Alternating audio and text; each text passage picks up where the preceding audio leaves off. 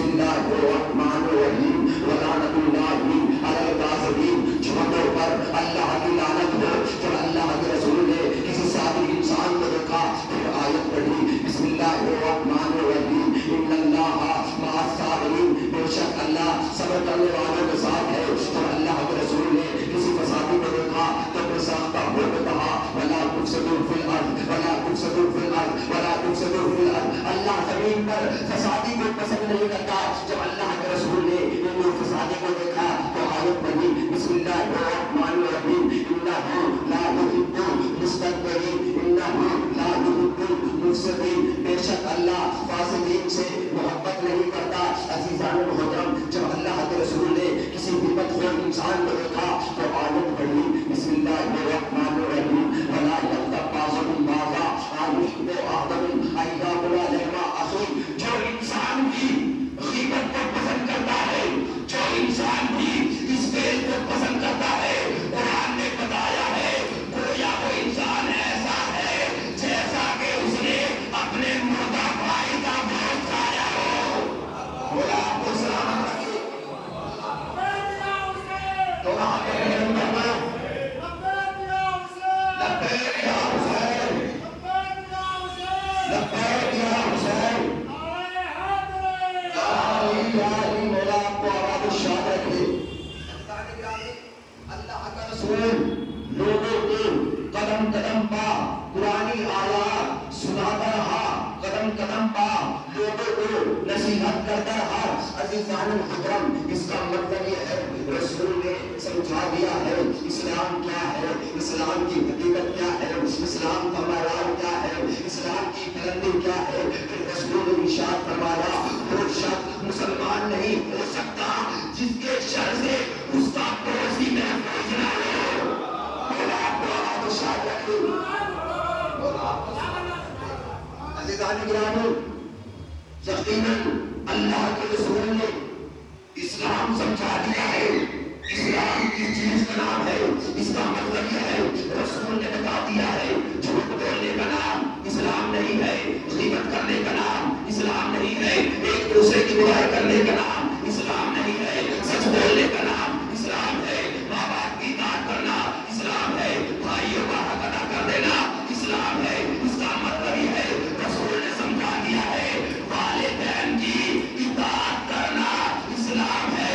اب اسی اسلام کے بارے میں پروردگار عالم اپنی مقدس کتاب، اپنی نائب کتاب میں ارشاد فرما رہا ہے بسم اللہ الرحمن الرحیم ان الدین عند اللہ الاسلام، اللہ کے نزدیک بہترین دین دین اسلام ہے، اللہ کے نزدیک بہترین دین دین اسلام ہے۔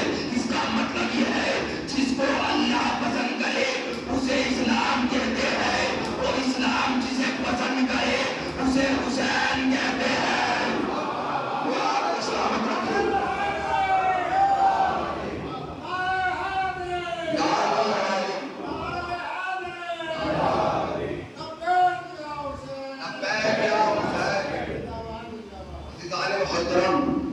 رسول نے سمجھا دیا ہے جھوٹ بولنے کا نام اسلام نہیں ہے، غیبت کرنے کا نام اسلام نہیں ہے، والدین کی اطاعت کرنے کا نام اسلام ہے۔ اب میرے نوجوانوں، اس سے آگے میں اپنی تقریر کو بڑھاؤں، مجھے آپ کی یہ کبھی کبھی داد نہیں چاہیے۔ پرانی آیات سنا رہا ہوں، پرانی آیات کا مطالعہ کر رکھا ہے، ماشاءاللہ سے بزرگ مجھ سے بہتر جانتے ہیں۔ عزیزان محترم، بزرگ اس بات کی تائید کریں گے یقیناً جب آپ حضرات ماشاءاللہ سے تنظیم اہل بیت یہاں پر مکتب ہے، ماشاءاللہ سے مکتب پڑھایا جاتا ہے، ماشاءاللہ سے مکتب پڑھنے والے بچے میرے سامنے بیٹھے ہوئے ہیں، بچوں کو مکتب میں پڑھایا جاتا ہے۔ دو فرشتے ہوتے ہیں، کتنے؟ دو فرشتے ہوتے ہیں، وہ ہر انسان کی پوچھ پر ہوتے ہیں۔ دو فرشتے ہوتے ہیں، وہ ہر انسان کی پوچھ پر ہوتے ہیں۔ عزیزان محترم، اب آپ حضرات مجھ سے سوال کر سکتے ہیں یہ فرشتے آخر کار کرتے کیا ہے؟ مجھے بزرگوں نے بتایا ہے، بزرگوں کی بات نوجوانوں تک پہنچانے جا رہا ہوں، یہ بزرگوں کی تہذیب ثقافت ہے۔ عزیزان محترم، دو فرشتے ہوتے ہیں جو انسان کے نامۂ اعمال کو مرتب کرتے رہتے ہیں۔ انسان کی برائی کو بھی لکھتے رہتے ہیں، انسان کی اچھائی کو بھی لکھتے رہتے ہیں۔ اب میرا کام کیا ہے؟ آپ تک اپنے موضوع کو پہنچانا۔ آپ کا کام کیا ہے؟ مجھے تعداد و تحسین کے ساتھ نوازنا۔ میری ذمہ داری ہے علی کے فضائل سنانا، میری ذمہ داری ہے مسلم کے فضائل سنانا، میری ذمہ داری ہے سجاد کے فضائل سنانا، میری ذمہ داری کیا ہے اکبر کے فضائل سنانا۔ عزیزان محترم، آپ حضرات کی ذمہ داری کیا ہے؟ تعداد و تحسین کے ساتھ نوازنا۔ اب آپ حضرات ماشاءاللہ سے فرش قضا پر آئے ہیں، آپ اپنے عقیدے سے مجھے سوچ کر بتائیے، جب آپ مجلس میں آئے ہیں، یہاں کوئی برائی تو نہیں کر رہے ہیں، یہاں پر کوئی جھوٹ نہیں بول رہا ہے، یہاں پر کوئی غیبت نہیں کر رہا ہے، تو فرشتہ آپ کی اچھائی لکھے گا یا برائی؟ کیا لکھے گا؟ عزیزان محترم، فرشتہ یہ بھی لکھے گا کہ جو اداکار مجلس میں آتا ہے، کتنی بار اس نے صلوات پڑھی، وہ فوراً آپ کے ہمارے اعمال میں لکھے گا۔ فرشتہ یہ بھی لکھے گا اس نے مجلس میں کتنی مرتبہ توبہ کہا ہے، کتنی مرتبہ سبحان اللہ کہا ہے، کتنی مرتبہ جزاک اللہ کہا ہے۔ عزیزان محترم، فرشتہ آپ کی ہر اچھائی کو لکھتا ہے۔ اس کا مطلب یہ ہے آپ کو چاہیے جب بھی علی کے فضائل ہو تو تعداد و تحسین کے ساتھ نوازنا چاہیے۔ اس کا مطلب یہ ہے آپ بھی دو فرشتوں کو لے کر اپنی دوش پر گھوم رہے ہیں، میں بھی دو فرشتوں کو اپنی دوش پر لے کر گھوم رہا ہوں۔ یہ فرشتے دوش پر ہی کیوں ہوتے ہیں؟ یہ ہوتے ہیں شان کی گواہی، شان یہ ہماری گواہی دیتے ہیں۔ اس کا مطلب یہ ہے ہمارے فرشتے ہماری دوش پر ہماری گواہی دے رہے ہیں، رسالت کی دوش پر رسالت کی گواہی دے رہے ہیں۔ آپ کو سلامت رکھے۔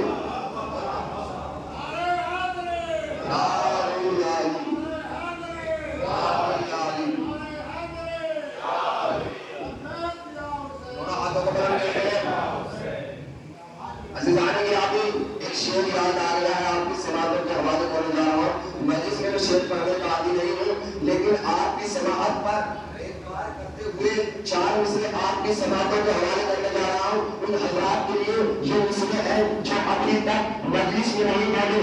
اس کو منکرین عطش میں کرو شمار، اس کو منکرین عطش میں کرو شمار، تشنا لبوں کے ذکر پہ جو آہا نہ کرے، اور جب کبھی فضائل میں لائے کائنات، لعنت ویسے شخص کے جو آہا نہ کرے۔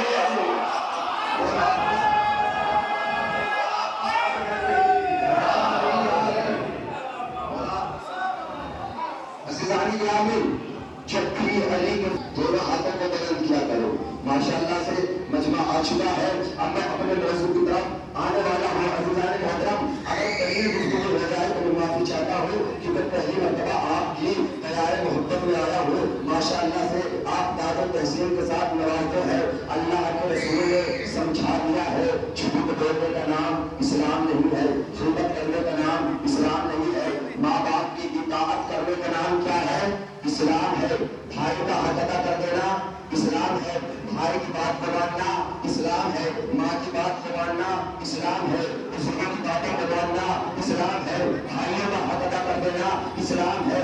عزیزان محترم، یہ ہے اسلام کی تعلیمات جن کا آغاز جناب آدم سے ہوا، جن کا آغاز جناب آدم سے ہوا۔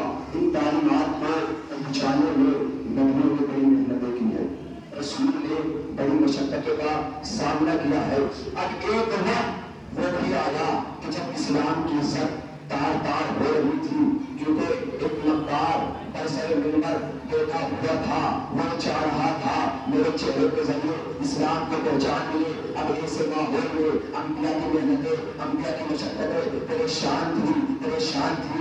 اگر یزید کے چہرے سے اسلام سمجھا جائے گا، عیاشی کو اسلام سمجھا جائے گا، غداری کو اسلام سمجھا جائے گا، فاجی کو اسلام سمجھا جائے گا، فاسق کو اسلام سمجھا جائے گا، کیونکہ ایک مکار، ایک غدار، ایک عیاش، ایک عباس، ایک ظالم، ایک فاجر، ایک کافر برسر تخت پر بیٹھا ہوا تھا۔ وہ یہ چاہ رہا تھا میرے چہرے کے ذریعے اسلام کو پہچان ملے، میرے چہرے کے ذریعے اسلام کو پہچان ملے۔ اب ایسے ماحول میں انبیاء کی محنتیں حسین کی سمت دیکھ رہی تھی، حسین کی سمت دیکھ رہی تھی، حسین کی سمت دیکھ رہی تھی۔ عزیزان محترم، ہوں جناب مسلم آپ کی باہرگاہ میں مجھے پڑھنا ہے، میں نے مسلم آپ کے سامنے روز رکھا ہے، انشاءاللہ لفظ مسلم کا بھی مجلس کو تمام کروں گا۔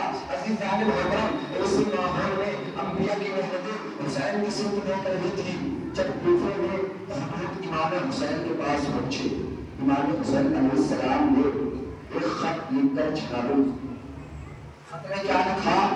انی بارس الیکم اخی وابن عمی وصیقتی من اہل بیتی، میں جسے تمہاری طرف بھیج رہا ہوں وہ میرا بھائی ہے، میرا چچا زاد بھائی ہے، میرا یہ صفہ ہے۔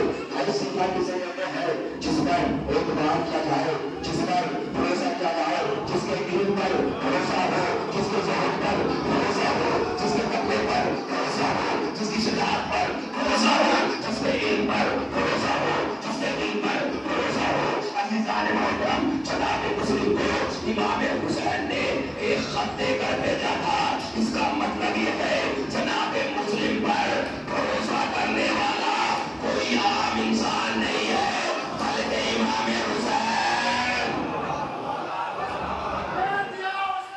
لبیک یا حسین، آواز پڑھ کر کے لبیک یا حسین، لبیک یا حسین، لبیک یا حسین، لبیک یا حسین۔ شاد رکھے،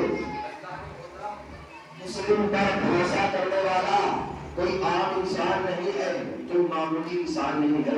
مسلم پر بھروسہ کرنے والے کون ہیں؟ امام حسین علیہ السلام۔ اب اس فکرے پر حسین والوں کی توجہ چاہتا ہوں۔ یزید کیا چاہ رہا تھا؟ میرے چہرے کے ذریعے اسلام کو پہچان ملے، میرے چہرے کے ذریعے اسلام کو پہچان ملے۔ اب ایسے ماحول میں انبیاء کی محنتیں جس سمت پہ کر دی تھی اس سمت کو حسین کہتے ہیں۔ اس کا مطلب یہ ہے آدم جس پر بھروسہ کرے اسے حسین کہتے ہیں، نوح جس پر بھروسہ کرے اسے حسین کہتے ہیں، داؤد جس پر بھروسہ کرے اسے حسین کہتے ہیں، ایوب جس پر بھروسہ کرے اسے حسین کہتے ہیں، موسیٰ جس پر بھروسہ کرے اسے حسین کہتے ہیں، انیس جس پر بھروسہ کرے اسے حسین کہتے ہیں، طارق جس پر بھروسہ کرے اسے حسین کہتے ہیں، ابراہیم جس پر بھروسہ کرے اسے حسین کہتے ہیں، حمزہ جس پر بھروسہ کرے اسے حسین کہتے ہیں، سلامہ جس پر بھروسہ کرے اسے حسین کہتے ہیں، داؤد جس پر بھروسہ کرے اسے حسین کہتے ہیں، ابراہیم جس پر بھروسہ کرے اسے حسین کہتے ہیں، اسماعیل جس پر بھروسہ کرے اسے حسین کہتے ہیں، اسے حسین کہتے ہیں، عیسیٰ جس پر بھروسہ کرے اسے حسین کہتے ہیں۔ اس کا مطلب یہ ہے 1.25 انبیاء جس پر بھروسہ کرے اسے حسین کہتے ہیں، حسین جس پر بھروسہ کرے اسے مسلم کہتے ہیں۔ اللہ آپ کو سلامت رکھے۔